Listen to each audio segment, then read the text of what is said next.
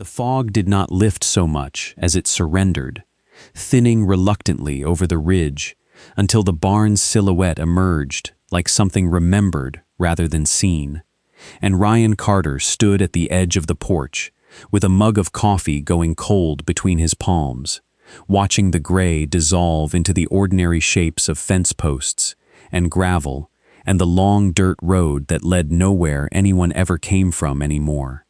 35 years old, and some mornings he felt it in his knees before he felt it anywhere else. An ache that had nothing to do with age and everything to do with the weight he still carried, without knowing he carried it. The invisible rucksack that never came off no matter how many years passed since the discharge papers, since the handshake, since the words "thank you for your service," delivered in the same tone people used for "sorry for your loss." He did not sleep well. He had not slept well in 6 years. The house behind him held 4 bedrooms and he used one, and even that one had a window facing the road, because some part of him needed, always, to see what was coming before it arrived.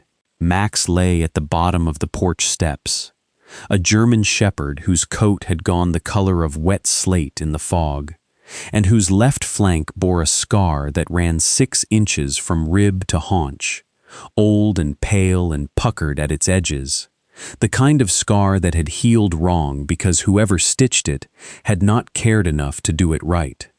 Ryan had found him at a shelter 2 counties over, the last dog in the last kennel, the one the volunteer had warned him about with a small shake of her head. He doesn't let people near his food bowl. He doesn't let people near much of anything. Ryan had crouched outside the chain link for 11 minutes without saying a word, and on the 12th minute, Max had crossed the concrete and sat down on the other side of the fence, not touching, just present, the way 2 men might sit on opposite ends of a bar without speaking, because speaking was not the point. That had been 8 months ago. Now Max rose when Ryan rose, and settled when Ryan settled, and in between there existed a language built entirely of small things. The angle of an ear, the stillness of a tail, the particular way his nails clicked twice against the porch boards before he lay back down, as if even resting required permission from some old and unspoken authority. Ryan's left hand tightened around the mug without his noticing, the knuckles paling, a motion so practiced it had stopped announcing itself to his own mind. It came whenever the quiet stretched too long. It came whenever the fog sat too thick on the ridge, thick enough to hide what might be moving inside it. His hearing had never fully returned in the left ear, a gift from an IED outside a village whose name he had stopped saying out loud. And so mornings like this one, heavy with mist and muffled sound, left him straining for a threat his body remembered, even when his mind understood there was none. The farm had 11 acres, most of them unused, the barn holding more silence than hay. He had bought it for the silence, back when silence had seemed like the only mercy left to him. He tended a small garden, mended fences that did not strictly need mending, and fed a dog who flinched at raised hands and loud engines, and the particular metallic clang of a gate latch swung too hard. Between the two of them, an economy of survival had formed. Not friendship exactly, not yet, but something adjacent to it, something built from 2 creatures who had each learned, in their own separate wars, that the world could not always be trusted to announce its dangers before delivering them. He finished the coffee. Somewhere past the tree line, thunder murmured low and distant, a sound that meant nothing yet, though Max's ears rose at it anyway, and stayed raised a moment longer than the sound alone would justify. Neither of them could have known that the storm gathering beyond the ridge was not the one that mattered. The rain did not begin so much as it arrived all at once, a wall of it sweeping down from the ridge with no warning rumble, no gentle prelude, only the sudden violence of water against dry earth, and Walter Hendricks felt it soak through his collar within the first 10 seconds. Cold fingers of it tracing down his spine like something reaching for him deliberately. He was 82 years old. His knees had not forgiven him for standing quickly in over a decade. And yet here he was, moving faster than he had in years, one hand locked around June's elbow, the other clutching a plastic bag that held everything they had managed to carry: a folded photograph, 2 prescription bottles, a hairbrush missing half its bristles. June Hendricks was 79, and she was not crying, though her breath came in short, uneven pulls that suggested crying might have been easier than whatever this was instead. Her cardigan clung to her shoulders, dark with rain, and beneath it, her wrist bore a bruise she had not shown him, not yet, not in words. She had buttoned her coat wrong, the second button through the third hole, a small, stupid detail that meant nothing and everything, because there had been no time, no mirror, no light except the porch bulb flickering behind them as they crossed the yard and did not look back. The road stretched dark and empty in both directions. No headlights, no houses close enough to matter. Only the shape of a barn half a mile on, glimpsed once through a gap in the trees when lightning tore the sky open for less than a second. And in that second, Walter made his decision, because a stranger's barn, however unfamiliar, held less danger than the house they had just left. They walked. The rain did not let up. It fell in long silver ropes that caught what little light existed and turned it into something almost beautiful, if beauty had still been a thing either of them could afford to notice. Mud swallowed their shoes to the ankle. Walter's cane found no purchase, slipping twice, and twice June's hand shot out to steady him without either of them saying a word.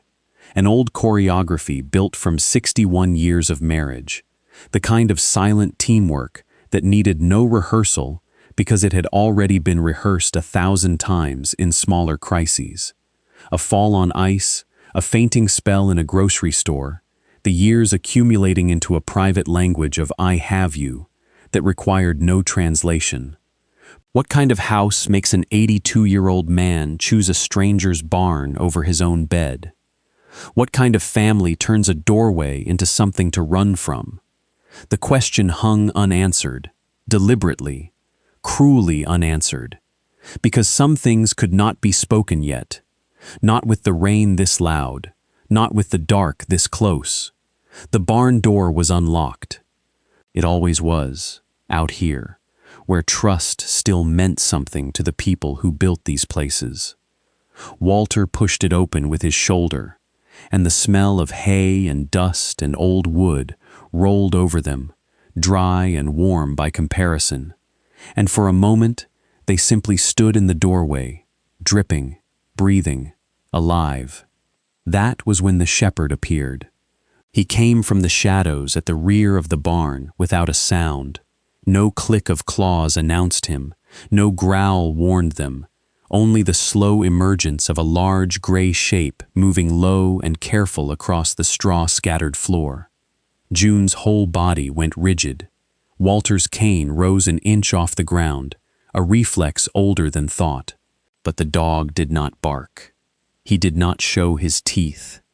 He crossed the remaining distance with his head lowered, ears soft, and stopped directly in front of June, close enough that she could feel the heat rolling off his coat, and pressed his nose, gently, deliberately, into the palm of her open hand. June made a sound that was not quite a sob and not quite a laugh, something caught between the two, something that had been trapped in her chest for longer than the storm outside.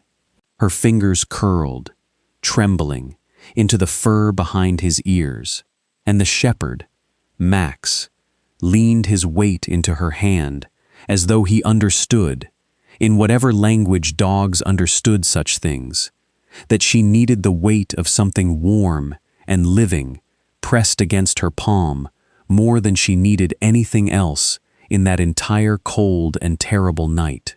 Neither of them noticed, yet the man standing silent in the far doorway, watching. But what the dog did next shocked everyone.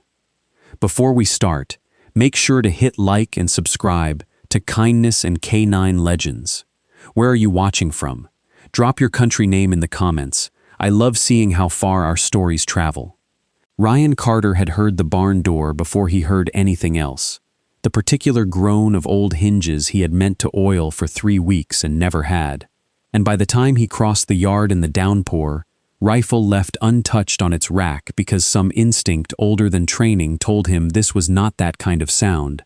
He was already soaked through, his boots sucking mud with every step, his left hand curling and uncurling at his side in a rhythm he was not aware of. He stopped in the doorway. The scene inside did not match anything he had braced himself for. 2 elderly people stood dripping in the amber wash of the single bare bulb hanging from the rafters. An old man with a cane and rainwater running off the brim of a hat he had forgotten he was still wearing, and a woman beside him with her hand buried in the fur behind Max's ears. Her whole body curved toward the dog the way a person leans toward a fire in winter. And Max, who had not let a stranger touch him without flinching in 8 months, who had once backed into a corner of the kitchen for 11 minutes because a delivery man had raised his voice at a caller on the phone, stood pressed against her, still, unbothered, his tail low but not tucked, his ears soft. He had not barked. That detail landed in Ryan's chest before anything else did, a small seismic fact that reordered the room. Max barked at wind. He barked at the mail truck 300 yards down the road. He had barked, once, memorably, at his own reflection in the dark window of the truck. And now he stood in absolute silence beside 2 strangers who had walked in from a storm, as though some frequency existed between them that Ryan himself could not hear. "We're sorry," the old man spoke first, and his voice carried the particular strain of someone trying to sound stronger than the shaking in his knees suggested. The door was unlocked. "We didn't mean any harm, we just needed somewhere dry." His hand had drifted, without seeming to notice it, half a step in front of the woman, not dramatic, not a shield raised high, just a small shift of his body between her and the doorway, between her and the man standing in it. A reflex. Ryan filed it away without naming it yet. "It's fine." Ryan's voice came out flatter than he intended, the tone of a man more accustomed to silence than conversation, and he watched the old man's shoulders drop half an inch at the words, some tension bleeding out of them that had clearly been coiled tight for longer than the walk here. "You're not trespassing. Storm like this, I'd have let you in the house if I'd known you were out here." The woman looked up then, for the first time, and Ryan caught the movement before she smoothed it away. A tug at her sleeve, pulling the wet fabric down over her wrist. Quick, practiced, the kind of gesture a person did without deciding to do it. The body correcting an exposure the mind had not consciously registered. He said nothing about it. He had learned, in another life, that some things you did not ask about directly, that the asking itself could slam a door that had only just cracked open. "I'm Ryan," he said instead, crouching to bring himself level with Max, resting a hand on the dog's back, more for his own steadying than the animal's. "This is Max, Walter." The old man extended a hand that trembled slightly, whether from cold or age or something else, Ryan could not yet tell. "This is my wife, June." June did not speak.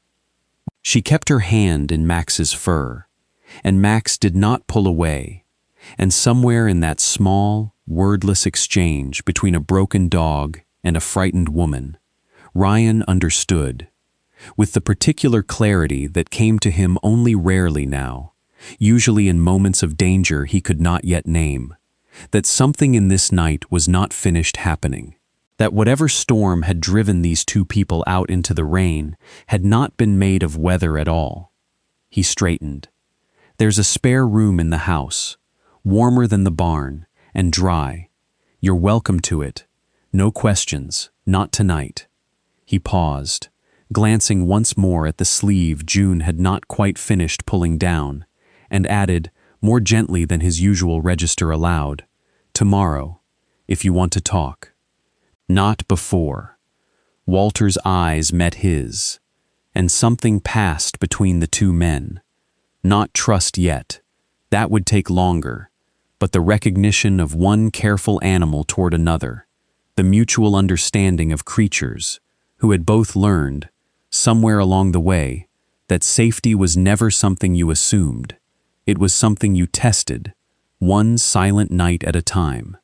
Outside, the rain went on falling, indifferent to all of it, and Max walked between June and Walter across the yard toward the house, close enough that his shoulder brushed her leg with every other step, as if he had already decided, in whatever wordless court dogs kept, that these two people were now his to guard.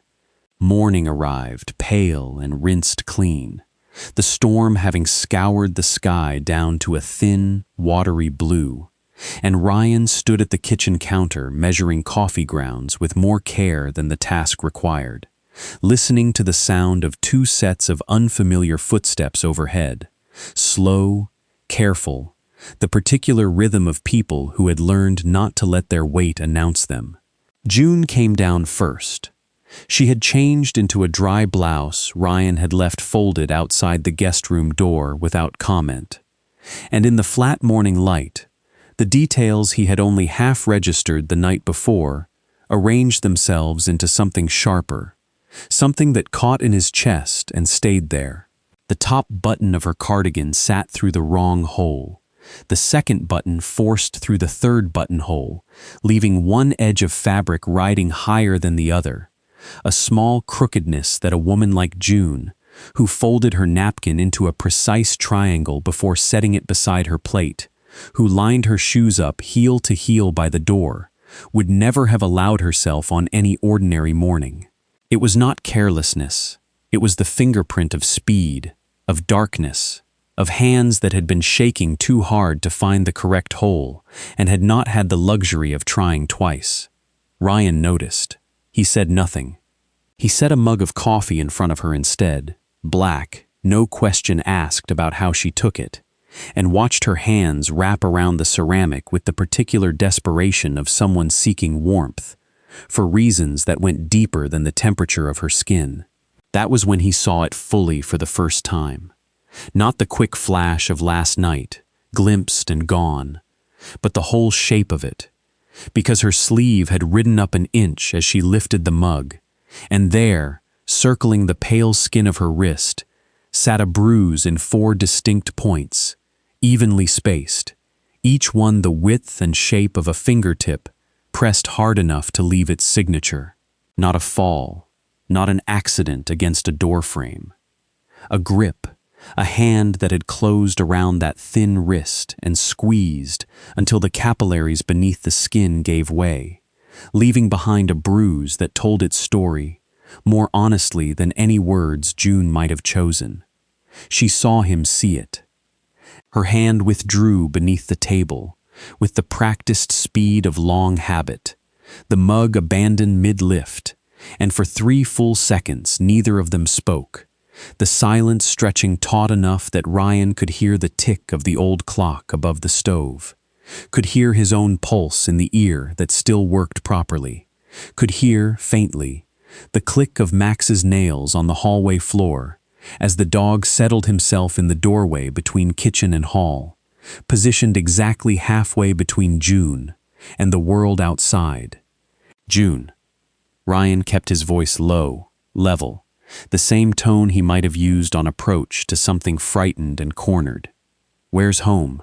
I can call someone. Family, if you'd rather not stay.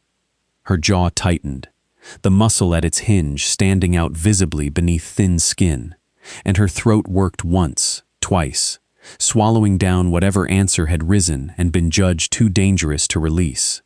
"We don't need to trouble you with all that."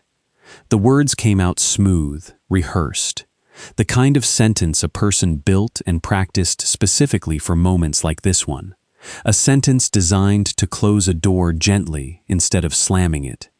Walter appeared in the doorway then, leaning on his cane, and something in his face, a tightness around the eyes, a stillness that was not calm but its opposite, told Ryan the conversation had reached its limit for the morning. Ryan let it go. He had learned, in rooms far more dangerous than this kitchen, that the fastest way to lose a frightened creature's trust was to reach for it too quickly. He refilled June's mug instead, and said nothing more about wrists or buttons or the things people carried without speaking of them. And outside the window, the sun climbed higher over fields that had, for one more day, nothing yet to say. Nobody decided it out loud. That was the strange grace of it. No conversation ever took place in which Walter offered to help and Ryan accepted. No negotiation over the terms of their staying.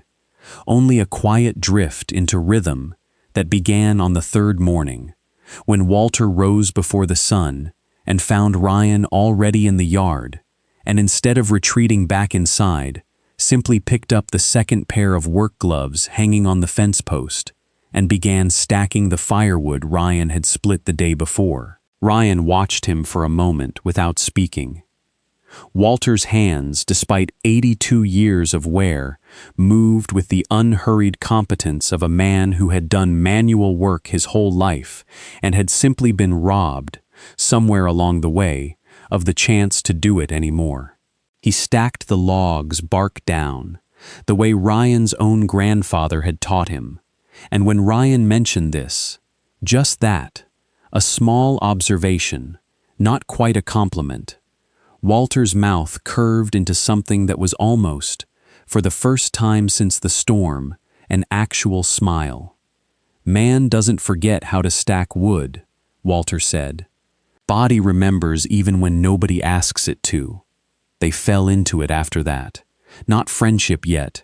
Ryan was careful about that word, careful about handing it out before it had been earned, but something adjacent, something built entirely from the accumulation of small, wordless tasks performed side by side. Walter mended the loose slat on the chicken coop without being asked.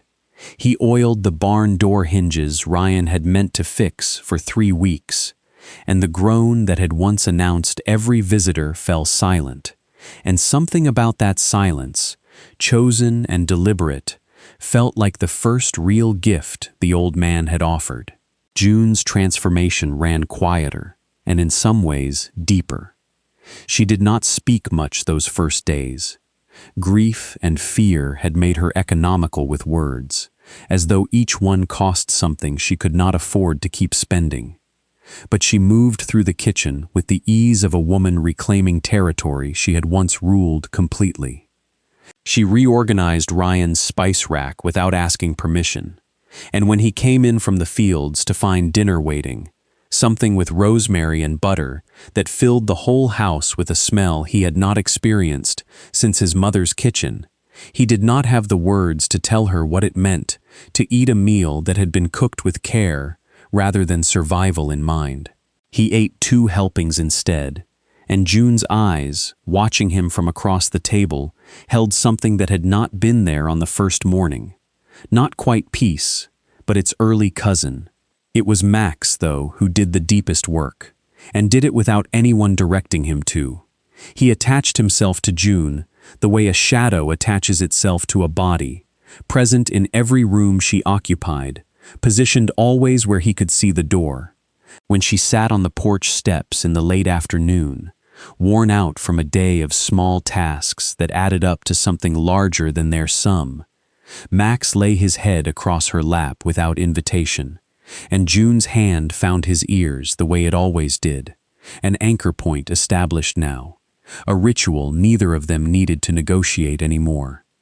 Once, only once, in that first week, A truck backfired somewhere down the county road, sharp and sudden as a gunshot, and June's whole body flinched violently, her coffee cup rattling against its saucer, her breath catching high and fast in her throat. Max was against her leg before the sound had finished echoing, his weight pressed solid and immovable into her side, not barking, not alarmed, simply present, simply there, absorbing the aftershock the way ballast absorbs a wave. June's hand dropped to his head automatically, and her breathing slowed to match some rhythm the dog seemed to set, simply by existing beside her, and Ryan, watching from the porch rail, felt something tighten in his own chest, recognition, maybe, of a language he knew intimately from the inside. He did not ask about the flinch. He had learned that lesson already. But he noted it, the way he noted everything now, filing it alongside the bruise and the crooked button and Walter's reflexive half-step in front of his wife, evidence accumulating slowly toward a shape Ryan did not yet want to name. That evening, as the sun dropped low and orange behind the tree line, Walter sat on the porch steps beside his wife, their shoulders touching, Max stretched across both their feet like something claimed, and for the length of one long-held breath, the farm felt less like a place two frightened people had stumbled into by accident, and more like something all four of them, two humans, one man, one dog, were quietly, wordlessly, beginning to build together. None of them spoke of what waited beyond the tree line, past the county road, in a house with a lock that opened only from the outside. The morning had turned warm enough that June rolled her sleeves to the elbow while kneading dough at the kitchen counter, flour dusting her forearms white, and she had forgotten, in the ordinary rhythm of the task, to keep her wrist turned inward the way she had unconsciously trained herself to do over the past week. Ryan came in from the yard for water and stopped 3 steps past the doorway, because the bruise was no longer 4 faint points at the edge of visibility. It had bloomed fully now, days into its healing, spreading yellow-green at its borders, while the center held its original deep violet, and stretched further up her forearm than he had realized, further than a single grip should have reached, as though the hand that made it had shifted, tightened, adjusted itself for a better hold. June followed his gaze and went still, her fingers pausing mid-motion in the dough, flour caking in the creases of her knuckles. She did not pull her sleeve down this time. Perhaps she had run out of the energy required to keep hiding it, or perhaps some part of her had already decided, without telling the rest of her, that this farm was different, that this kitchen did not require the same vigilance as the one she had run from. June, Ryan set the water glass down without drinking from it. He kept his distance, 3 feet, maybe 4, close enough to speak quietly, far enough that nothing about his posture could be mistaken for a threat. "That's not from a fall." She did not answer right away. Her hands returned to the dough, working it with a sudden, unnecessary force, kneading as though the bread itself had become something she needed to punish. "It's nothing that concerns you," she said finally, and her voice carried the same rehearsed smoothness as before, the sentence built and polished for exactly this kind of moment, a wall constructed from words instead of stone. "It concerns me because you're in my house." Ryan kept his tone level, careful, the register he used for talking down something frightened, rather than something he wanted to accuse. "I'm not asking to make trouble for anyone. I'm asking because Walter steps in front of you every time a door slams too loud, and you flinch at truck engines, and neither of those things happens to people who fell down a set of stairs." Walter's cane sounded in the hallway before June could respond, its rubber tip striking the floorboards in the particular rhythm Ryan had already learned to recognize, and the old man appeared in the doorway with an expression that shifted, in the space of a single breath, from open to guarded, the way a face does when it walks into the middle of a conversation it had hoped to prevent entirely. "She's tired," Walter said, too quickly, moving to stand beside his wife with the same protective half-step Ryan had catalogued on the first night, his hand finding her shoulder. "It's been a hard week, adjusting to somewhere new." "Walter," Ryan did not raise his voice. He had learned long ago that volume was the enemy of honesty in rooms like this one. "I'm not going to push, but I've spent enough of my life reading rooms to know when something's being managed instead of said. Whatever this is, I'm not part of it, and I'm not going to report anybody or call anybody, not without your say-so. I just want you both to know that this house doesn't require the story yet. But when you're ready to tell it, I'll listen." Something moved behind Walter's eyes. Not relief exactly. The weight he carried was too old and too heavy to lift in a single conversation, but a kind of recognition, the look of a man realizing, slowly, that the offer on the table might actually be sincere. His hand tightened briefly on June's shoulder, and hers came up to rest over his. And for a moment, the two of them simply stood together in the flower-dusted light, saying nothing, while the thing neither of them had named yet sat quietly in the room with all three of them, patient, waiting for its turn. Outside, in the yard, Max had gone still at the base of the porch steps, ears lifted toward the kitchen window, as though even from that distance he could feel the particular quality of silence that meant something important had almost been said. Ryan did not sleep that night. Not really. He lay on top of the covers with his boots still on, a habit left over from years of needing to be upright within 4 seconds of any sound, and stared at the ceiling while his mind ran the same loop it had run 100 times since the kitchen conversation. The bruise, the flinch, the crooked button, the reflexive half-step, the word Walter had almost said and swallowed back down. He knew the shape of what he was looking at. He had seen its cousin before, in a different uniform, a different context, a translator's wife back in the deployment years, bruises explained away with the same rehearsed smoothness, the same protective flinch whenever a door opened faster than expected. He had not intervened then. It had not been his place. His command had said, his mission parameters had said, and he had told himself the same thing every night since. It wasn't your place. The words had worn a groove into him, deep enough that he still heard them now, unbidden, whenever the old instinct to step forward rose up in his chest. Not your place. But this was his farm, his kitchen, his guest room with its window facing the road. If not now, if not here, then when, exactly, did a thing become his place? He turned the question over until it lost its edges, and somewhere in the turning, a different memory surfaced.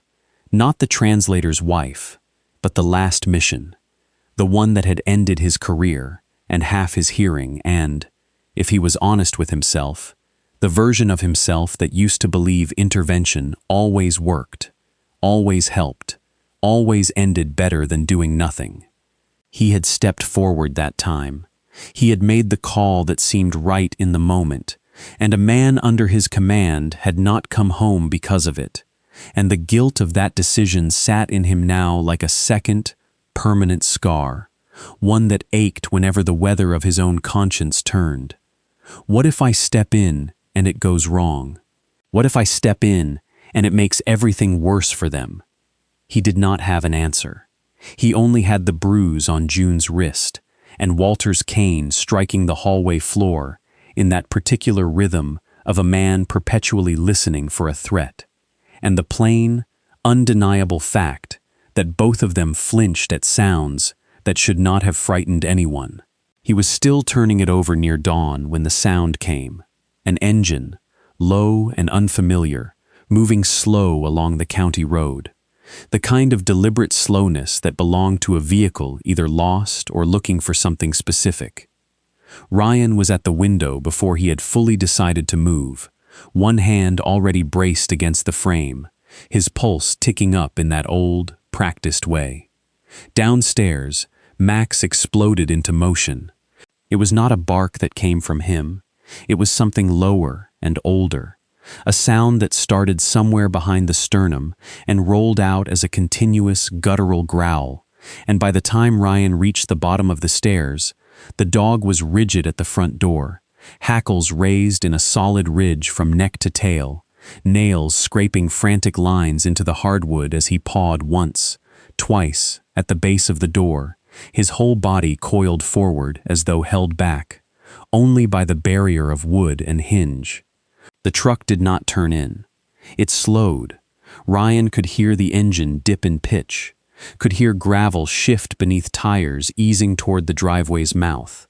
And then, after 4 long seconds that felt considerably longer, it accelerated again and continued on, taillights receding into the gray edge of dawn. Max did not stand down right away. He held his position at the door for a full minute after the sound had vanished entirely, chest heaving, a thin whine escaping through his teeth despite himself, and Ryan crouched beside him, one hand resting flat against the dog's shaking shoulder, feeling the tremor running the length of that scarred body. "You knew that engine," Ryan said quietly, more to himself than to the dog, though the words landed somewhere true all the same. "Didn't you?"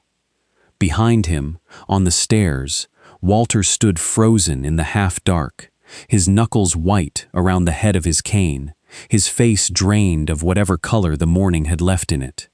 And in that shared stillness, in the dog's unstoppable growl and the old man's silent dread, Ryan understood, with the same clarity that had once told him a village was not what it seemed, that whatever was coming was no longer a matter of if, it was only a matter of when. It returned 2 mornings later, and this time it did not slow and pass. This time it turned in.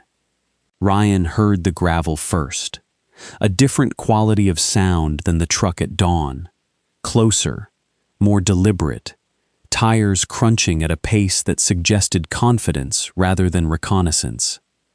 And by the time he reached the porch, a black pickup had already rolled to a stop at the mouth of the driveway, engine idling, the driver's door standing open before the vehicle had fully settled. Colin Bennett stepped down with the unhurried ease of a man who had never once in his life doubted his welcome anywhere. 45 years old, built solid through the shoulders in the way of men who mistook bulk for authority, dressed in a collared shirt too clean for a farm visit, his smile arriving a full half-second before anything in his eyes did. He surveyed the property with a slow, proprietary sweep.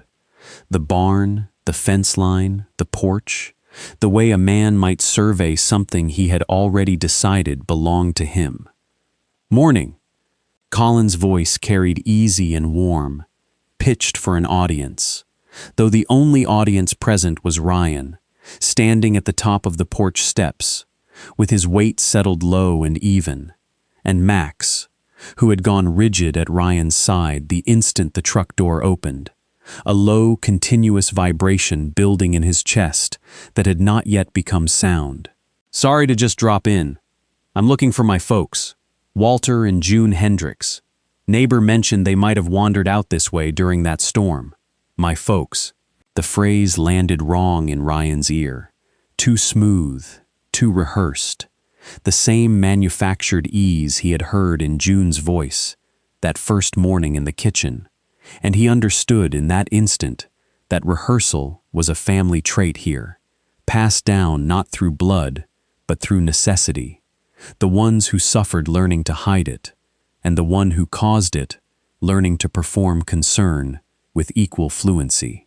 "Haven't seen anyone by that description." Ryan kept his voice flat, unhurried, betraying nothing. He did not move from the top step. He did not need to. His stillness said everything his words withheld, the particular quality of stillness that belonged to men who had once made a profession of appearing calm while calculating exactly how fast a threat could close the distance between them. Colin's smile held, but something behind it recalibrated. A small adjustment Ryan clocked immediately. The practiced patience of a man used to getting what he wanted eventually, simply by refusing to leave. That's strange, because your dog there seems awful interested in my truck. He nodded toward Max, whose growl had climbed audible now, a steady low thrum audible even across the yard, his front paws planted, his whole body angled forward like a drawn bow. Dogs remember things, don't they? Smells, sounds. Colin's eyes flicked to Ryan, deliberate, testing. That dog's met me before. He knows Max's history. The realization arrived cold and certain in Ryan's chest. Colin had not simply guessed the shepherd's reaction. He had counted on it, had perhaps even engineered a version of it once before, in whatever life Max had endured prior to the shelter, prior to Ryan, prior to the long silent work of 8 months rebuilding trust, one crouched, patient minute at a time. The scar on Max's flank was not an abstraction anymore. It had a shape now. It had, possibly, a name. "I think you should get back in your truck," Ryan said, and something in his tone shifted register entirely, dropping the neutral flatness for something quieter and considerably more dangerous, the tone of a man who had run out of patience for pretending a conversation was still polite. "Whatever business you think you have out here, you don't have it. Not today." Colin's jaw worked once, a muscle flexing beneath the too clean collar, and for a moment the mask slipped entirely, revealing beneath it something colder and far more familiar. The particular contempt of a man unaccustomed to being told no by anyone smaller or older or, in his estimation, weaker than himself. His eyes swept the porch once more, the windows, the door, cataloging, and Ryan understood he was searching for a sightline, for confirmation, for anything that might tell him whether the people he had come for were actually inside. "You don't know what you're getting involved in." Colin's voice had lost its warmth entirely now, stripped down to something flat and threatening. "Those two aren't right in the head, wandering off, telling stories. I'm just trying to bring my family home." "Family doesn't leave bruises shaped like fingers," Ryan said quietly. The silence that followed lasted only a second, but it carried the full weight of a confession neither man had spoken aloud. Colin's face did not change, but something in his stance did. A fractional retreat, the recalculation of a man realizing his opponent already held more cards than he had accounted for. "This isn't over," Colin said, backing toward the truck, his voice dropping the performance entirely now, leaving only the threat bare beneath it. "I'll be back, with the right paperwork, if I have to." The truck reversed hard, gravel spitting beneath the tires, and did not slow again until it reached the county road and disappeared behind the tree line. Max did not stop growling until the sound of the engine had faded completely, and even then, he stayed pressed rigid against Ryan's leg for a long time afterward, trembling, his eyes fixed on the empty driveway, as though the danger might reconstitute itself from nothing at all. Behind them, in the doorway, Walter stood, with one hand braced against the frame, his face the color of old paper, and he said only 4 words, quiet and final. That was Colin. The house held its breath for the rest of that day. Walter did not eat lunch. June did not leave the bedroom until late afternoon, and when she finally came down, she moved like someone who had aged another 10 years in the space of a single morning, her steps slower, her hand gripping the stair rail with a tightness that spoke of legs no longer entirely trustworthy beneath her. She found Ryan on the porch, sitting where Colin's truck had stood hours before. Max stretched across his boots in a posture of exhausted vigilance, and she lowered herself into the chair beside him without asking permission, without the usual careful economy of her movements. For a long time she said nothing. The sun dropped lower, painting the fence posts gold, and somewhere in that long orange stillness, something in June finally gave way. Colin is our son.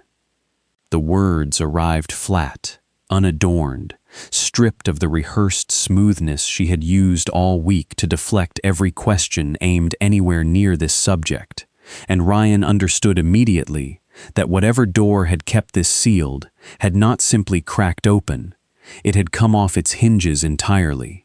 He wasn't always like this, her hands folded in her lap, twisting once around each other.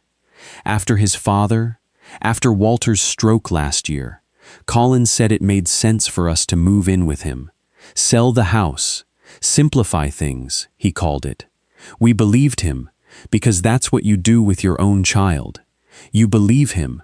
Ryan said nothing. He had learned, over the past week, that silence was the only door wide enough for a story like this one to walk through on its own terms. It started small, June continued, her voice steadying now, gaining the particular momentum of a confession too long delayed. He controlled the money first. Said it was easier if he managed everything, the accounts, the bills. Then it was the phone, so we wouldn't bother people with worries that weren't theirs to carry. Then it was the door. Her hand rose, unconsciously, to trace the air near her own wrist, near the bruise that had by now faded from violet to a sickly yellow-green. He installed a lock on the outside of our bedroom door, told the neighbors it was for our own safety, said Walter wandered at night, which wasn't even... Her voice caught, sharpened. It wasn't even true. Walter has never wandered anywhere in his life. Walter had appeared in the doorway behind them at some point during her telling, unnoticed until his cane struck the porch boards once, hard, an exclamation point delivered without words. The night we left, June said, I heard him coming up the stairs later than usual, angry about something, money, I think, though it didn't matter what, not really, not by then. He'd been drinking. He grabbed my arm when I tried to close the door. And Walter, she stopped, swallowed, pressed forward through it. Walter got between us. That's when Colin locked us in, left us there most of the night, arguing with someone on the phone downstairs, loud enough that we could hear every word through the floor. Ryan's jaw tightened, the muscles standing rigid beneath his skin. I tried the door, June said. Quieter now, almost apologetic, as though this detail embarrassed her more than any of the rest. I know how that sounds. A woman my age, scratching at a locked door like a child. But I couldn't stop myself. I just kept thinking, if I could get it open, if I could just get us out. She held up her right hand, and for the first time, Ryan noticed what he had missed before. 3 of her nails broken, jagged and short, the skin at 2 fingertips still faintly raw beneath a layer of the antiseptic ointment she must have applied herself, quietly, without mentioning it. He fell asleep eventually, or passed out. I couldn't tell the difference anymore. Not with him. The lock was old, a simple slide bolt, nothing sophisticated. Walter worked it loose with his pocket knife around 3 in the morning, and we walked out into that storm with nothing but what we could carry, because I understood, standing in that doorway, that if we stayed one more night, one of us wasn't going to survive whatever came after. The porch fell silent, except for the wind moving low through the grass, and Max, who had lain still through the entire telling, lifted his head and pressed it firmly into June's lap, as though he had understood every word of it in whatever wordless currency dogs traded in, and needed her to know, in the only language available to him, that she was not carrying this alone anymore. Ryan sat very still for a long moment, the last of the day's light draining gold from the fields, and when he finally spoke, his voice carried none of its usual flatness, only something quiet and absolutely resolved. "He's not getting you back in that house," Ryan said. "Not tonight, not ever." Walter's hand found the porch rail and gripped it, not for balance this time, but the way a man grips something when a weight he has carried far too long finally begins to lift. The night arrived without warning, the way the worst nights always did. No gathering storm this time, no rumble of distant thunder to announce itself, only an ordinary darkness settling over the farm at the ordinary hour, and beneath it, unseen, the low growl of an engine cutting its headlights half a mile out and coasting the rest of the way in on nothing but momentum and intention. Max woke first. He came up off the porch boards in a single motion, no transition between sleep and full alertness, and the sound that came out of him was not the growl Ryan had heard twice before. It was something else entirely, sharper, more urgent, a bark that cracked once through the stillness and did not stop. Ryan was at the window within seconds, and what he saw sent something cold and absolutely certain through his chest. A flicker of orange at the base of the barn, small at first, almost gentle, the kind of light that might have been mistaken for a lantern if a lantern could grow the way this light was growing, licking up along the dry wood of the old siding, finding purchase in gaps Ryan had never gotten around to sealing. He moved. He did not remember deciding to move. His body simply carried him down the stairs, out the door, across the yard, each second stretching longer than any clock could measure. The grass wet and cold beneath bare feet he had not paused to cover, his lungs already working, dragging in air thick with the first acrid traces of smoke. Behind him he heard Walter's voice, raised, rough with sleep and fear, and June's sharper cry cutting through the dark. And somewhere at the edge of the firelight, a shape detached itself from the shadow of the tree line and began walking, unhurried, toward the flames it had made. Colin did not run! That was the detail that would stay lodged in Ryan's chest longest afterward. The sheer, unhurried confidence of a man who believed, even now, even here, that nothing in this yard could truly touch him. He carried something in his right hand, low against his thigh, though in the uneven orange light Ryan could not yet tell what. "Get away from the fire." Ryan's voice came out low, controlled, though every muscle beneath his skin had gone taut as wire, the old training surfacing whole and complete, years of instinct arriving in a single unbroken wave. He positioned himself between the barn and the house, between Colin and the porch where June now stood, frozen in the doorway, one hand pressed white-knuckled to the frame. "You should have minded your own business." Colin's voice had shed every trace of its earlier performance, leaving behind only something flat and cold and entirely without conscience. "This ends tonight. One way or the other, they're coming home with me." The seconds that followed did not pass the way seconds normally passed. Ryan would remember them later in fragments too vivid and too slow, the particular orange tremor of firelight against Colin's face, the specific weight of his own bare feet planted in wet grass, the sound of his own pulse arriving loud and singular in his working ear, blotting out even the crackle of the flames. He watched Colin's shoulders shift, watched the muscles along his forearm tighten in preparation for a step forward, And every instinct trained into Ryan across a decade of deployments screamed the same simple command: move first, move now, do not wait for him to close the distance. He did not have to. The screen door on the porch struck the frame with a crack, loud enough to cut through even the roar of the growing fire, and Walter Hendricks stepped out onto the top stair, cane in one hand, his silhouette shaking against the porch light behind him, 82 years old and standing straighter than Ryan had seen him stand in the 2 weeks since the storm first brought him here. Colin. Walter's voice did not waver. That was the thing that stopped everyone in that yard cold, even the fire seeming to hold its breath for the length of the word. A voice that had spent a year folding itself smaller and smaller, inside a house that no longer felt like home, finding, in this one instant, its entire original size again.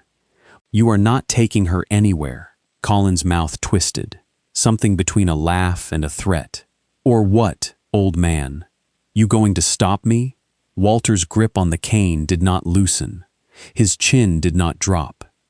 And into the space where silence had lived for a year, where every question had been swallowed, every protest folded quietly away, every act of will surrendered one small humiliation at a time, Walter Hendricks planted one word, clear and unshaking, into the firelit dark between himself and his son. Yes, nothing moved for the length of that single syllable.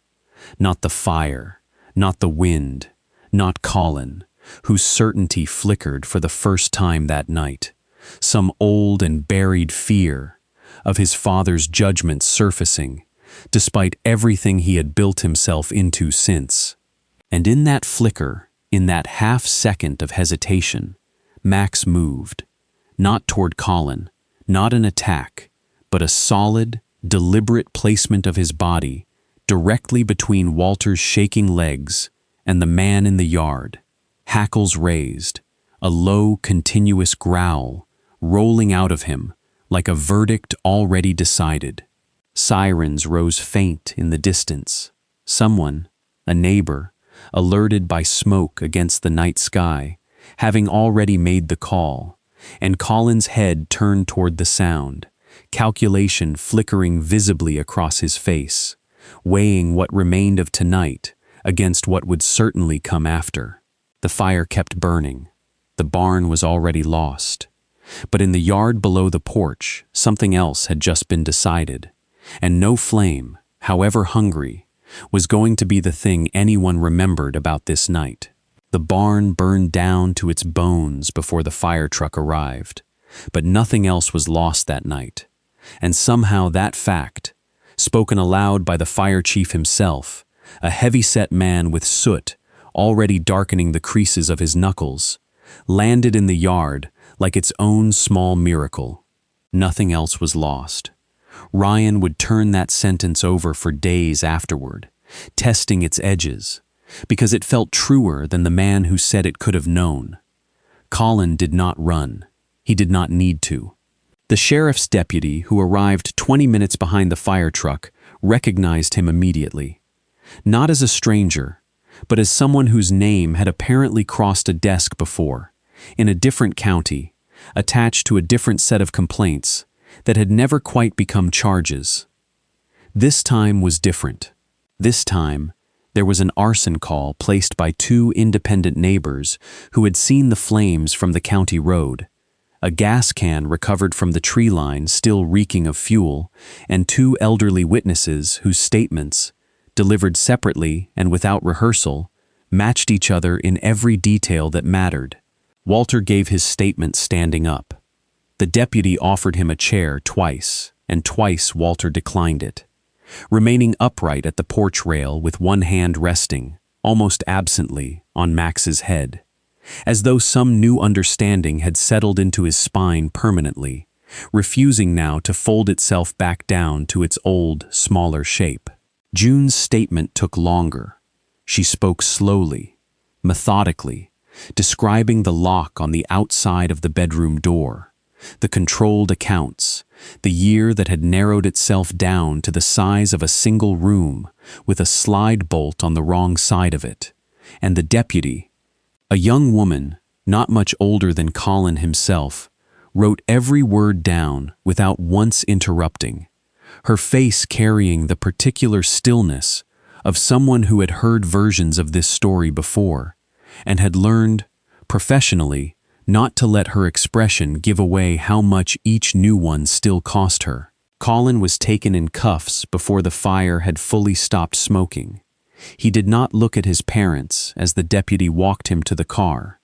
Whether from shame or contempt, Ryan could not tell, and found, standing there in the gray, exhausted light before dawn, that he did not particularly care which.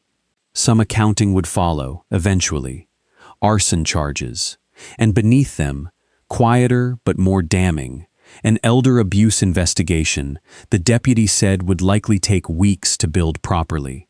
Statements and financial records, and the slow bureaucratic grind of a system that moved far too slowly for the harm it addressed, but moved, at least, in the right direction. Ryan did not feel triumphant watching the cruiser pull away down the dirt road. He had learned long ago that justice, even when it arrived, rarely felt like the movies promised it would. It felt instead like exhaustion, like the particular ache of adrenaline draining out of a body that had spent itself entirely on a single held breath. He felt Walter's hand land on his shoulder, steady despite everything, and heard the old man say only, "Thank you," 2 words that carried more weight than any speech could have managed. June did not speak at all that morning.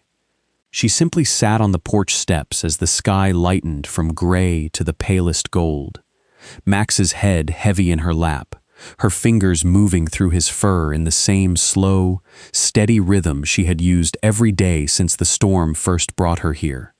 Except now, Ryan noticed, her hand did not tremble. Not once, not even slightly. The barn's charred skeleton stood black against the brightening sky, still smoking faintly at its center, and yet something about the ruin did not read as loss. Not entirely. It read instead like a wound finally lanced. Ugly, necessary, the first true step of something healing rather than something still quietly rotting beneath the surface. Walter lowered himself onto the step beside his wife, his cane resting across both their knees, and for a long, wordless while, the 3 of them, 4, counting the dog stretched warm across their feet, simply sat together and watched the sun come up over a farm that had, in the space of a single terrible night, become something none of them had words for yet, but all of them, in their own quiet way, had already begun to call home.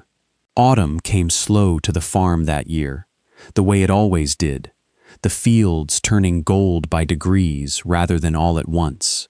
And by the time the first frost silvered the grass each morning, the barn had risen again, smaller than before, built this time with 4 sets of hands instead of 1.